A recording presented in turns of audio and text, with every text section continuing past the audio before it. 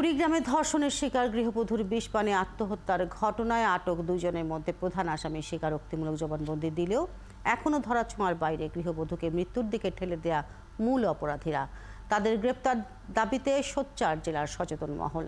দাবি তুলেছেন অপরাধীদের দৃষ্টান্তমূলক শাস্তির। রাজু মোস্তাফিজের তথ্য ছবিতে প্রতিবেদন।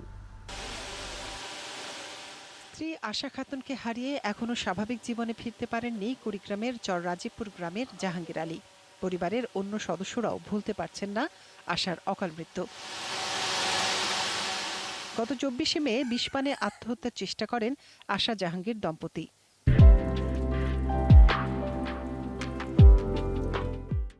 চিকিৎসা না পেয়ে 5 দিন পর মারা যান স্ত্রী, তবে বেঁচে যান স্বামী।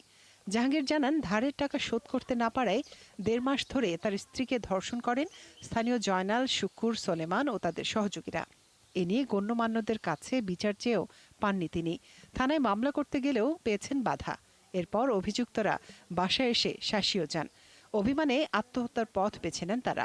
আমি বেশ কিছু সময় চেষ্টা করছি থানায় যাওয়ার জন্য, আমার যাইতে দিল না। মানে তারাই দিল না। রবিউল ভাই ছিল, আবার মামা ছিল।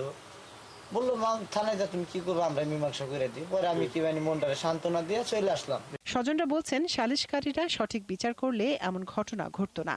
স্বজনদের পাশাপাশি প্রতিবেশীরাও চেয়েছেন অপরাধীদের উপযুক্ত শাস্তি।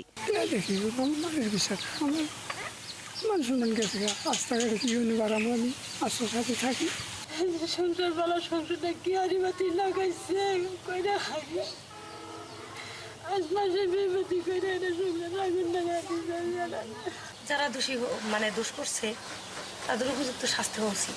এদিকে নিহত আশার চিকিৎসার খরচ দেওয়ার নামে ফাঁকা স্ট্যাম্পে সই করে নেয়ার অভিযোগ উঠেছে স্থানীয় ইউপি সদস্যের বিরুদ্ধে।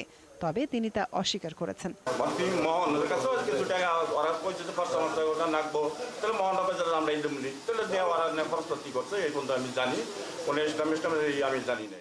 শেষ পর্যন্ত মামলার পর জয়নাল আবেদিন ও আলম হোসেনকে গ্রেপ্তার করেছে পুলিশ। পুলিশ সুপার জানিয়েছেন, বাকিদেরও আইনের আওতায় আনা হবে। এই মামলাটি সুনির্দিষ্ট এবং সুস্পষ্ট বিচার না হওয়া পর্যন্ত আমরা আসলে আমাদের কোর্ট পুলিশের মাধ্যমে আমাদের যতগুলো প্রক্রিয়া, সেই প্রক্রিয়াগুলো আমরা আসলে ইমপ্লিমেন্ট করবো। এবং আমরা খুব সুনিশ্চিত, খুব আশাবাদী এই মামলাটায় দিন শেষে অবশ্যই সাজা সুনিশ্চিত হবে। এ ঘটনায় এখনো পলাতক আছে আসামি শুক্কুর আলী ও সোলেমান। মনিরা কাজুরি, ৭১।